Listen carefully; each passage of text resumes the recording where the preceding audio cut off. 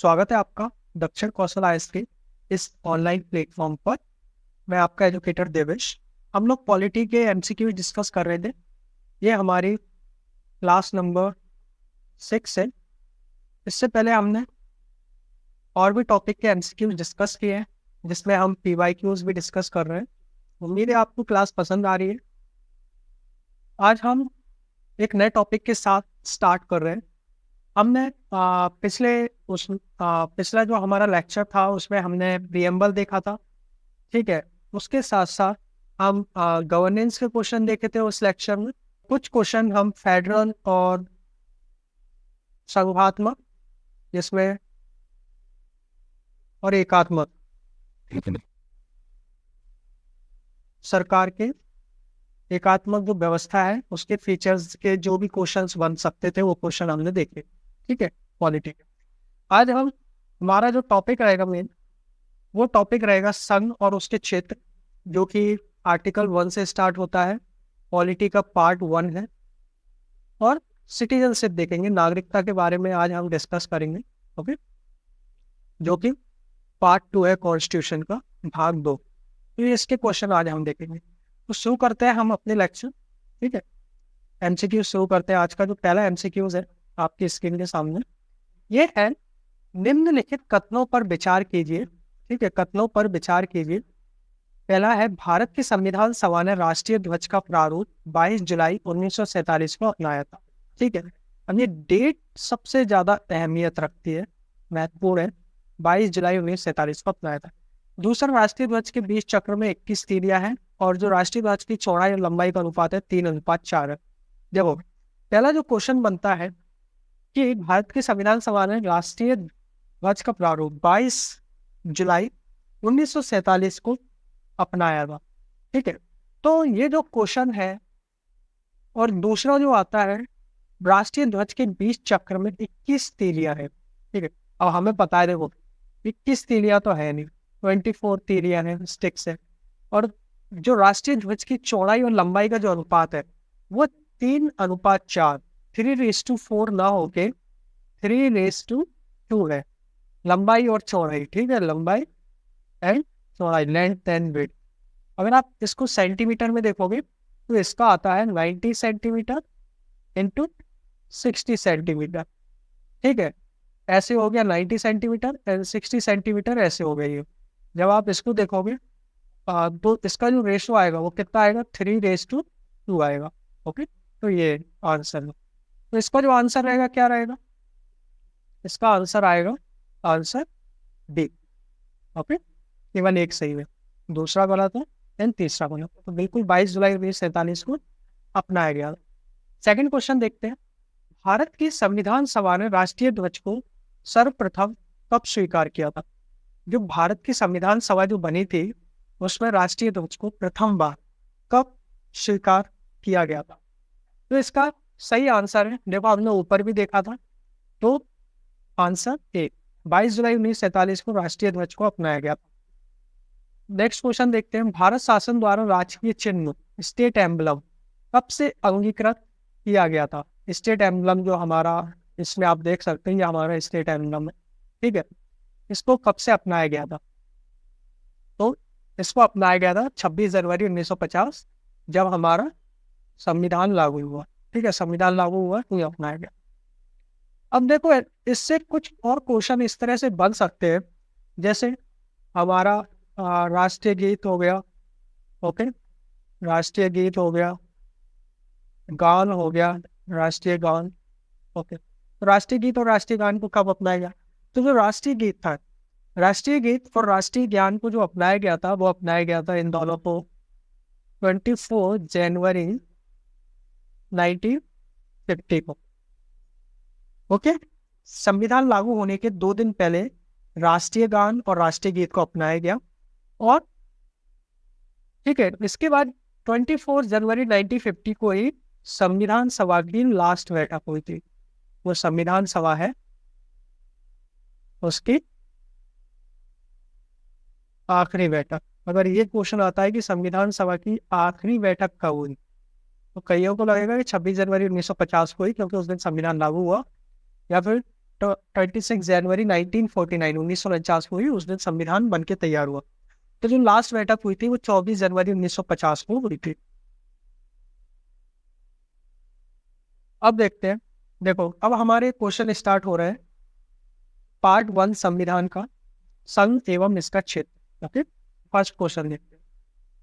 संविधान के निम्नलिखित में से किस प्रावधान के अंतर्गत भारतीय संसद को नया राज्य बनाने का अधिकार? देखो, जो नया राज्य है, नया राज्य सिर्फ जो बनाने का अधिकार है वो किसको है? संसद को। ना विधानसभा बना सकती, ना राष्ट्रपति बना सकता है, ना ही मंत्रिमंडल बना सकता है। सिर्फ संसद ही नया राज्य बना सकती है। तो इसका सही आंसर क्या है? इसका सही आंसर है अनुच्छेद 3। तो अनुच्छेद 3 में बोला गया है कि संसद को नए राज्य बनाने का अधिकार है। नए राज्यों की स्थापना तथा मौजूदा राज्यों के क्षेत्रफल तथा सीमा और नामों में परिवर्तन करने का अधिकार किसको है? संसद को है। ओके, तो देखो वही क्वेश्चन आ गया कि नए राज्य के गठन की शक्ति निहित है, किसमें निहित है? तो ये है संसद में निहित है। राष्ट्रपति में नहीं है, राज्य पुनर्गठन आयोग, मंत्रिपरिषद किसी में नहीं है, सिर्फ संसद में। एक राज्य को संघ में सम्मिलित करने तथा नए राज्यों की स्थापना करने की कार्यपालिका शक्ति निम्नलिखित में से किसे प्राप्त है? ये भी संसद को। अब देखो, ये जो 3 क्वेश्चन है वो एक दूसरे रिलेटेड है, सिर्फ उसने भाषा चेंज की है, तो इस तरह से क्वेश्चन आ सकते हैं। ठीक है, तो संसद को। अब नेक्स्ट क्वेश्चन देखते हैं। भारत में नया राज्य को सृजित करने वाले विधेयक को पारित होना अनिवार्य, विधेयक को पारित होना अनिवार्य है। साधारण संसद में साधारण बहुमत तथा कम से कम 2/3 राज्यों के अनुसमर्थन द्वारा, संसद में साधारण बहुमत द्वारा, संसद में 2/3 बहुमत तथा कम से कम 2/3 राज्यों के अनुसमर्थन द्वारा, और उपरोक्त में से कोई नहीं। तो इसका सही आंसर होगा संसद में साधारण बहुमत द्वारा। अब देखो, कोई भी राज्य बन रहा है तो आपको लगेगा कि राज्य की सहमति आवश्यक है। तो बिल्कुल देखो, जब कोई राज्य बनता है तो राष्ट्रपति उस बिल को संसद, देखो सबसे पहले जो भी विधायिका रहेगी, जो भी मंत्रिमंडल रहेगा वो संसद में, लोकसभा में उस बिल को रखेगा।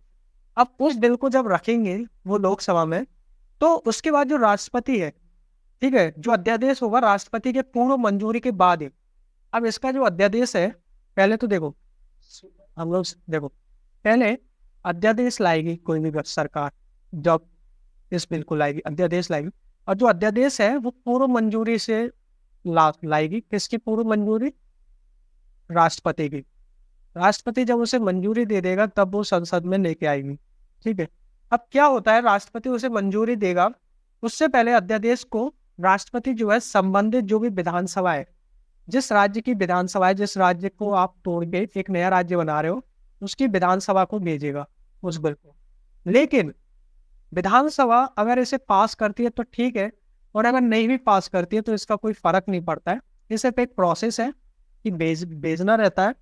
तो अगर नहीं भी करती है तो भी ये बिल आज प्रस्तुत किया जा सकता है, और अगर पास हो गया तो इसको लागू भी किया जा सकता है। ठीक है, इसके लिए विधानसभा की सहमति आवश्यक नहीं है। तो ये आर्टिकल 3 में दिया गया है। ठीक है, किस में दिया गया है? आर्टिकल 3 में। तो यहाँ से एक क्वेश्चन पूछ सकते हैं कि अध्यादेश पूर्व मंजूरी किसकी लगती है? राष्ट्रपति की लगती है। वो क्या इसके लिए विधानसभा की मंजूरी आवश्यक है? तो बिल्कुल इसके लिए विधानसभा की मंजूरी आवश्यक नहीं है। Okay, next question. भारत संघ नहीं है, ये कथन है, ठीक है, कि भारत संघ नहीं है। दूसरा, किसी भी राज्य का क्षेत्र, सीमा उसकी सहमति के बिना भी परिवर्तित करने की शक्ति संघीय संसद को प्राप्त है। तो देखो ये तो हमने अभी देखा है, तो ये तो सही हो जाएगा, भारत संघ नहीं। अब भारत संघ क्यों नहीं होगा? आर्टिकल 1 ही बोलता है भारत राज्यों का संघ है, यूनियन। ठीक है, भारत क्या है? राज्यों का समूह है। ओके, राज्यों का संघ है, यानी इसमें जो राज्य है उनको, जो राज्य है उनको अलग होने का अधिकार नहीं है। तो ये तो गलत ही हो गया। तो 5वें का क्या आंसर होगा? ये तो गलत हो गया, आर सही है, तो डी होगा। नेक्स्ट देखते हैं, संवैधानिक प्रावधानों के अनुसार राज्यों की जो सीमाएं हैं उनको बदलने के लिए सहमति की आवश्यकता है। राज्य के विधानसभा के सदन की, राज्य के मुख्यमंत्री की, राज्य की और राज्य की नहीं। तो हमने अभी देखा राज्य की सहमति की आवश्यकता नहीं है आर्टिकल 3 के अनुसार। वो शक्ति किसमें निहित है?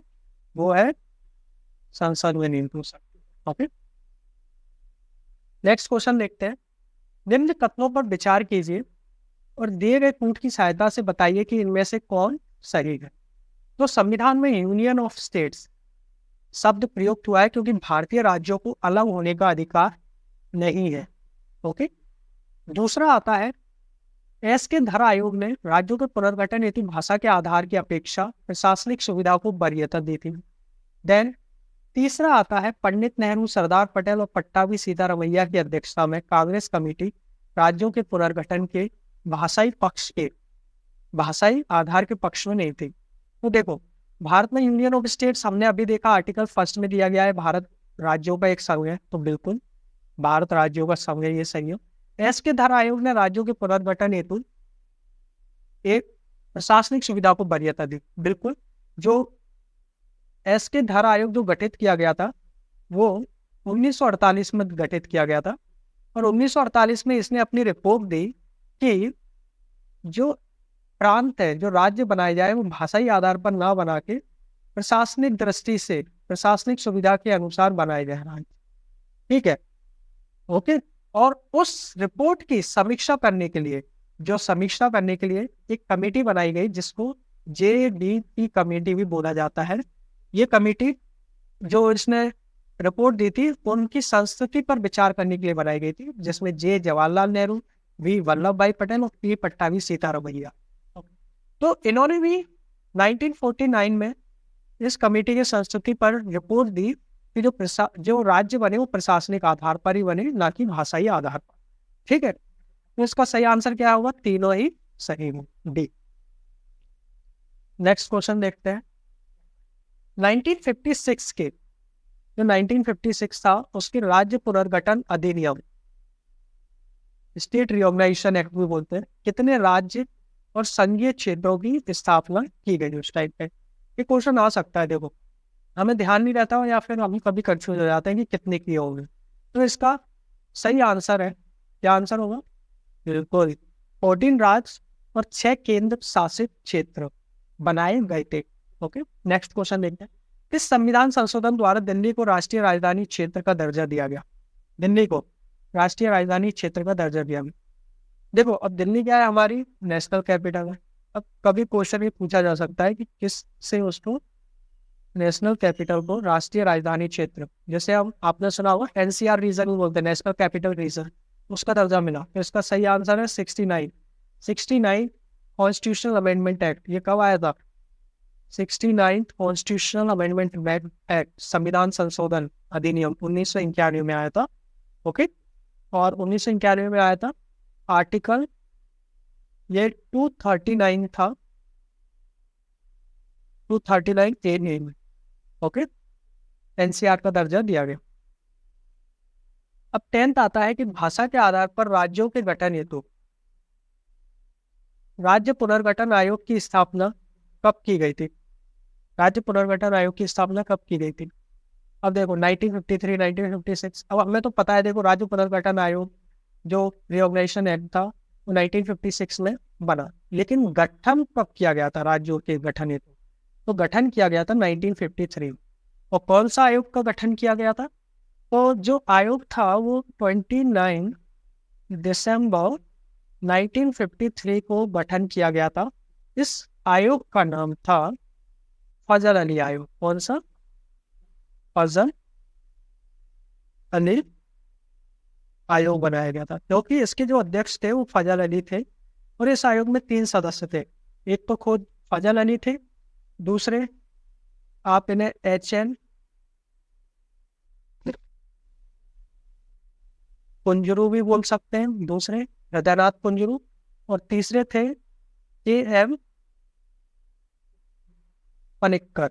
ओके, इस आयोग ने जो अपनी रिपोर्ट सौंपी थी वो रिपोर्ट सौंपी थी 30 दिसंबर 1945 को। अपनी रिपोर्ट सौंपी थी, और इसके आधार पर ही 1953 में तो बना था, और इसने अपनी रिपोर्ट सौंपी 1955 में, और 1956 में स्टेट रिऑर्गेनाइजेशन राज्य पुनर्गठन आयोग अधिनियम पारित हो गया, और इसने भाषाई आधारों पर राज्य को बनाने के लिए सिफारिश तो की, लेकिन सिर्फ भाषाई आधार न होते, भाषाई के साथ प्रशासनिक आधार, राष्ट्रीय एकता अखंडता को सुनिश्चित करने के लिए, जो भारत की सांस्कृतिक विरासत है उनको भी सुरक्षित रखने के लिए, तो इन सबको आधार मानकर राज्य पुनर्गठन आयोग के द्वारा 14 राज्यों और 6 संघीय क्षेत्रों की स्थापना की गई।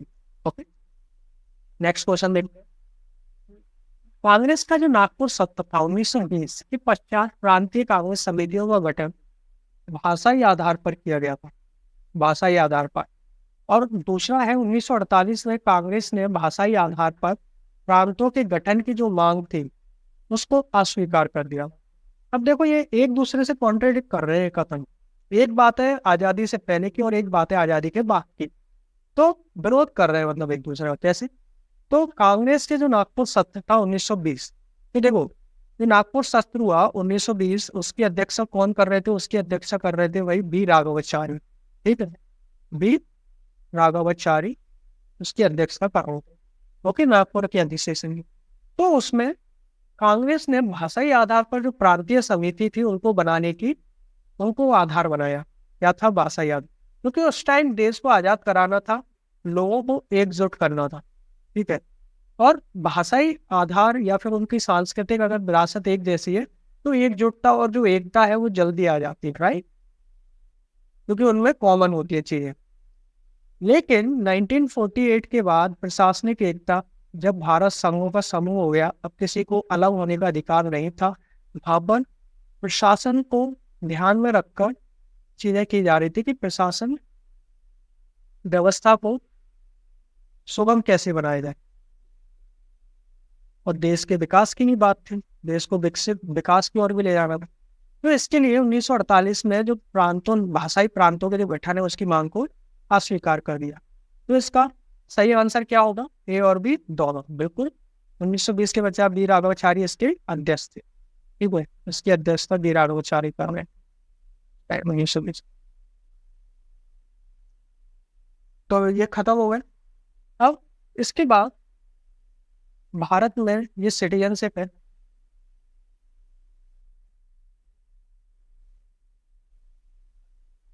सिटीजनशिप यह आती है भाग 2 में संविधान के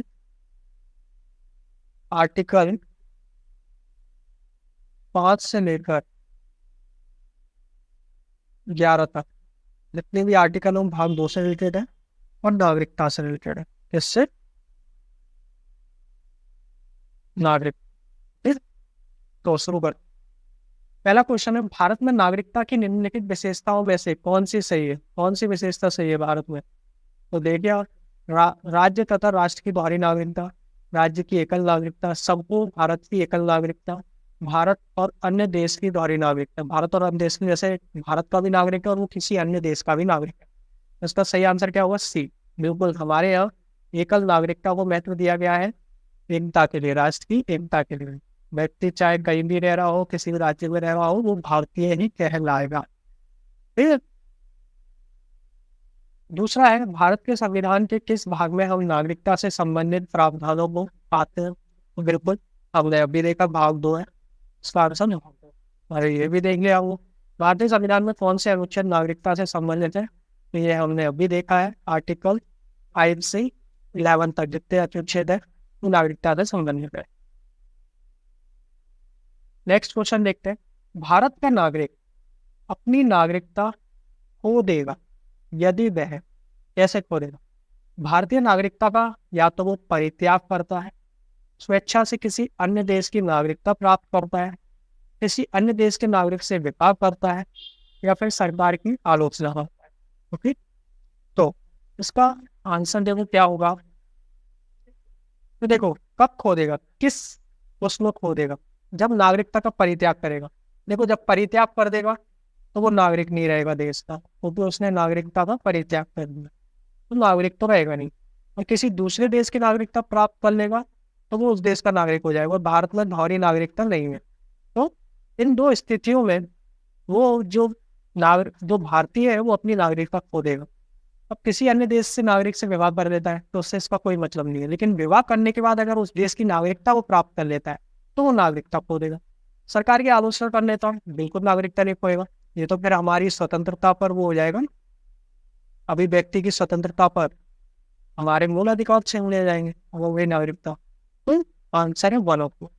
नेक्स्ट है, भारत के संदर्भ में निम्नलिखित कथनों पर विचार कीजिए। भारत में केवल एक ही नागरिकता और एक ही अधिवास है। जो व्यक्ति जन्म से नागरिक को केवल वही राष्ट्रीय अध्यक्ष बन सकता है। जिस विदेशी को एक बार नागरिकता दे दी गई है, किसी भी परिस्थिति में उससे वंचित नहीं किया जा सकता। ठीक है, ये यहाँ है।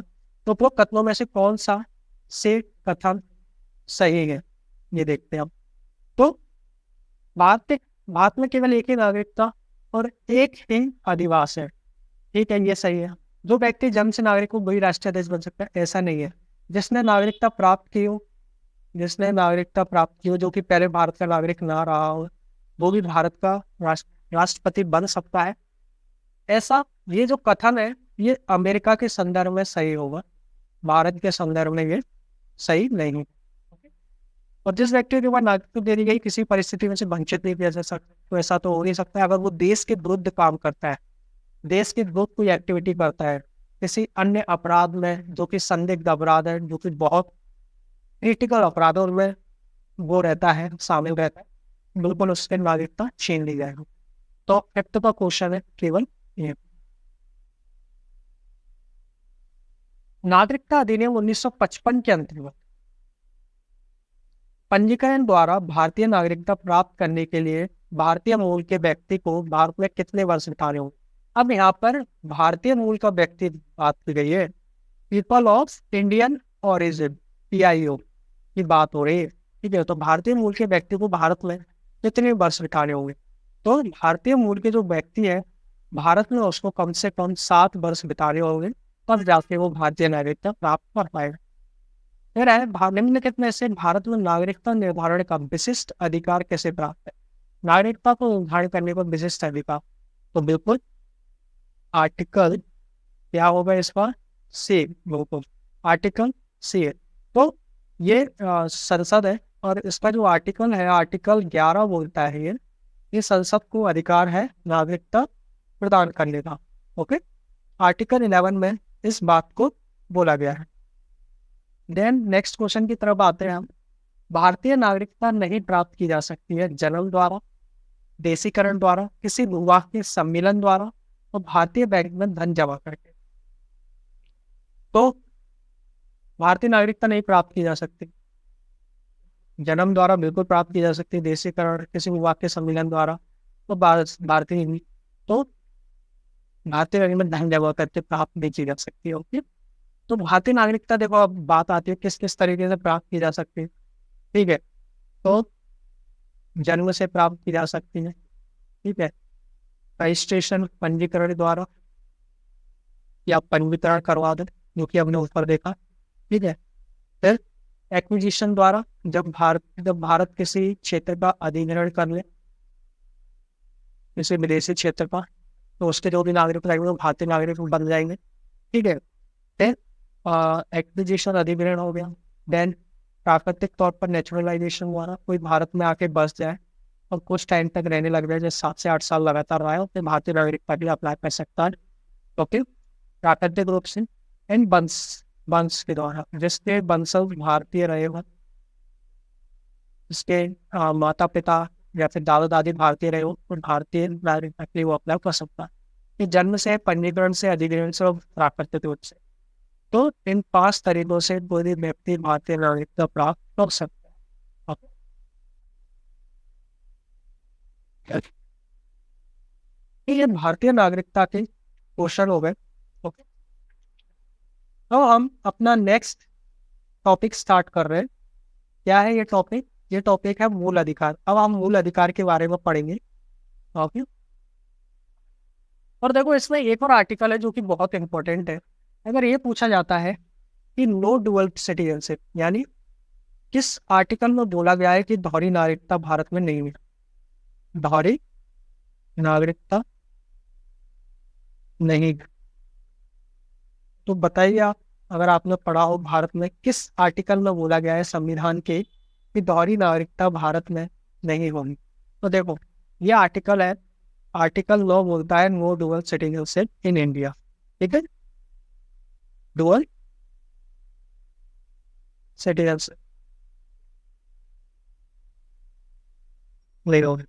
और आर्टिकल 11 है जिसमें संसद को अधिकार दिया गया है कि वो नागरिकता से संबंधित नियम बना सके। ओके। और आर्टिकल 10 क्या बोलता है, ये कुछ इंपॉर्टेंट आर्टिकल है जो आप याद रख सकते हैं कि एक बार जो भारत का नागरिक बन गया तो भारत का नागरिक रहेगा, उससे नागरिकता नहीं छीनी जा सकती जब तक कि वो कोई देश विरोधी अपराध में संलग्न ना हो, जो कि देश के विरोध में हो, इसको हम गद्दार भी बोलते हैं, उसमें संलग्न हो, नहीं तो छीनी जा सकती है। ठीक है, अब देखते हैं मूल अधिकार। मूल अधिकार से संबंधित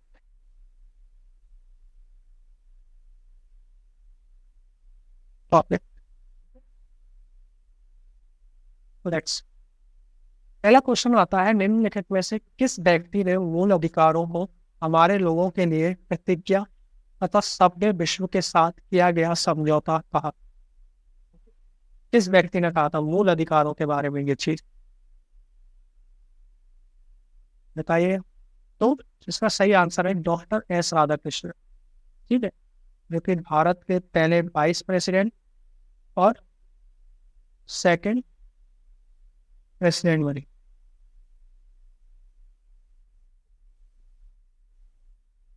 सेकंड प्रेसिडेंट बने डॉक्टर एस राधाकृष्णन, फिर सर्वपल्ली राधाकृष्णन, टीचर्स डे में बने। अब अधिकारों को मूल अधिकार कहा जाता है, क्यों क्यों कहा जाता है अधिकारों को मूल? यह संविधान में उल्लेखित होता है, यह प्रजातांत्रिक होता है, कल्याणकारी होता है, यह व्यक्तित्व के लिए आवश्यक होता है, व्यक्तित्व विकास के लिए, और संसद इसके विरुद्ध कानून नहीं ला सकती। तो क्या आंसर होगा इसका? देखो, ये संविधान में उल्लेखित है मूल अधिकार, बिल्कुल। ये प्रजातांत्रिक होते हैं, बिल्कुल। प्रजातंत्र की रक्षा के लिए तो मूल अधिकार है। ठीक है, और तीसरा ये लोक कल्याणकारी होते हैं, बिल्कुल। ये जो अधिकार है ये लोक कल्याणकारी होते हैं। देखो, हम देखते हैं इसका जो सही आंसर होगा वो होगा सी। कैसे होगा? जब संविधान में उल्लेख है पहली बात, ये लोक कल्याणकारी होते हैं, बिल्कुल लोगों के कल्याण के लिए बात करते हैं, और ये व्यक्तित्व के लिए, व्यक्तित्व के विकास के लिए आवश्यक। तो ऐसा कुछ है नहीं कि व्यक्तित्व के विकास के लिए आवश्यक है, लेकिन इसका जो सही आंसर है देखो सी होगा। तो इसका फर्स्ट सही रहेगा, फोर्थ सही रहेगा और फिफ्थ सही रहेगा। तो लोक कल्याणकारी नहीं है, लोक कल्याणकारी जो है वो राज्य के नीति निदेशक तत्व है, नीति निर्देशक, उनमें कल्याण की बात की हो। प्रजातांत्रिक नहीं है, ये संविधान वो लेते थे व्यक्तित्व के विकास के लिए आवश्यक है और बौद्ध कानून, इसलिए इनको मूल अधिकार बोला जाता है। ये इनके अंदर का कंटेंट है, मतलब ये इनका फिलोसॉफी है, दर्शन है इन मूल अधिकारों के पीछे। ठीक है, तो ये मेन दर्शन है। और तीसरा, भारत में मौलिक अधिकारों के संबंध में निम्न वक्तव्यों पर विचार क्यों हुआ। ओके, तो ये राज्य कृत्य के विरुद्ध एक गारंटी है, पहला। दूसरा, ये संविधान के भाग 3 में सूचीबद्ध है। सामाजिक, आर्थिक और राजनीतिक न्याय ये सुनिश्चित करते हैं। यह संयुक्त राज्य अमेरिका में अधिकारों के बिल की भांति नहीं है। ठीक है, संयुक्त राज्य अमेरिका के अधिकारों की बिल की भांति नहीं है। ठीक, तो देखो, ये राज्य कृत के विरुद्ध एक गारंटी, बिल्कुल गारंटी। संविधान के भाग 3 में सूचीबद्ध है, बिल्कुल सूचीबद्ध है, दूसरा सही है। और फिर आता है चौथा, सामाजिक, आर्थिक तथा राजनीतिक न्याय सुनिश्चित करते हैं, और यह राज्य अमेरिका में अधिकारों के बिल की भांति नहीं है। अब यहाँ पे क्या आ रहा है? नहीं है। तो बिल्कुल ये जो अमेरिका में जो फर्स्ट 10 अमेंडमेंट हुए थे, अमेरिका के जो मूल संविधान था उसमें मूल अधिकारों को नहीं लाया गया था। जो पहले 10 संशोधन हुए थे उसमें मूल अधिकारों को जोड़ा गया था अमेरिका के संविधान में। ठीक है, तो वहां पर राइट्स ऑफ बिल लाया गया था, बिल ऑफ राइट्स लिख सकता है, बिल ऑफ राइट्स। उससे मूल अधिकार अमेरिकी संविधान में लाए गए, तो बिल्कुल उनके भांति है। फिर चौथा वही नहीं होगा, या हाँ होता तो ये सही रहता। और सामाजिक आर्थिक तथा राजनीतिक न्याय सुनिश्चित करते हैं। देखो, जो मौलिक अधिकार है वो सामाजिक और आर्थिक न्याय तो सुनिश्चित करते हैं, सामाजिक और राजनीतिक हमारे, लेकिन जो आर्थिक न्याय सुनिश्चित करता है, आर्थिक न्याय, वो डीपीएसपी करते हैं, राज्य की नीति निर्देशक करते हैं आर्थिक मौलिक अधिकार। जब डीपीएसपी में पढ़ोगे आप आर्टिकल आर्टिकल 41-42, तो वहाँ पे आपको समझ आएगा कि काम करने की दशा, उपयुक्त कार्य करने का अधिकार, तो ये वहाँ पर आर्थिक न्याय की बात होती है। यहाँ होती है, तो इसका सही आंसर होगा 1 और 2 सही है। ओके, फोर्थ है, भारतीय संविधान के निम्नलिखित अनुच्छेदों में से कौन विधायन सत्ता पर पूर्ण नियंत्रण लगाता है? विधायन सत्ता पर, यानी जो विधायी सत्ता है, विधायी सत्ता है, इसको पूर्ण नियंत्रण लगाता है। अब पूर्ण नियंत्रण इस तरह से कि कोई भी आप एरोगेंट या फिर आर्बिट्रेरी लॉ नहीं बना सकते, कोई भी ऐसा कानून नहीं बना सकते जो कि विरोधी हो इसके। ठीक है, तो इसका आंसर होगा फोर्थ का अनुच्छेद 14, आर्टिकल 40। क्या बोलता है? विधि के समक्ष क्षमता, विधि के समक्ष क्षमता एंड विधि का समान संरक्षण, यह आर्टिकल 14 बोलता है। तो विधि के समक्ष सभी समान है, और विधि का समान संरक्षण, यानी सभी को विधि के समान ही संरक्षण प्राप्त कराया जाए। ये कानून विरोधी विधायी सत्ता पर नियंत्रण करता है। अब नेक्स्ट क्वेश्चन है, संविधान के किस अनुच्छेद में कानून का समान संरक्षण प्रावधानित है? ये देखो सेम क्वेश्चन है, लेकिन इनमें क्या किया गया है, जो लैंग्वेज है वो बदल दी गई है थोड़ी। तो संविधान के किस अनुच्छेद में कानून का समान संरक्षण प्रावधानित है? तो अनुच्छेद 14, ये हमने देखा था, विधि का समान संरक्षण, विधि के समान संरक्षण। 6 देखते हैं, भारतीय संविधान में जैसा निहित है निम्न में से कौन सा समानता के मौलिक अधिकार में सम्मिलित नहीं है? ठीक है, तो हमने देखा समानता के जो मौलिक अधिकार है उसमें सम्मिलित कानून की समझ समानता है, अवसर की समानता है, सामाजिक समानता है, आर्थिक समानता नहीं है। तो जो हमारा सही आंसर क्या होगा? आर्थिक समानता इसमें नहीं है। ठीक है, कानून के समक्ष या आर्टिकल 14 देखा हमने, सामाजिक समानता आर्टिकल 16 देखा, धर्म, मूल, वंश, जाति, जन्म स्थान के आधार पर आर्टिकल 15। ठीक है, और ये अवसर की समानता, जैसे लोक नियोजन के विषय में जो अवसर की समानता है वो इसमें, जब आप रिजर्वेशन की बात करते हो तो आर्टिकल 16 सबसे अहम स्थान रखता है रिजर्वेशन, आरक्षण के नाम। ठीक है, अब आता है संविधान के किस प्रावधान द्वारा अस्पृश्यता का उन्मूलन किया गया है? सबसे इंपॉर्टेंट संविधान आर्टिकल 17, जिसमें छुआछूत, जो कि भारतीय समाज की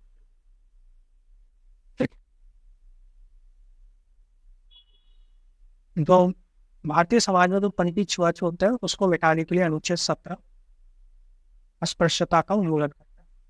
तो नेक्स्ट लेक्चर में हम जो फंडामेंटल राइट्स है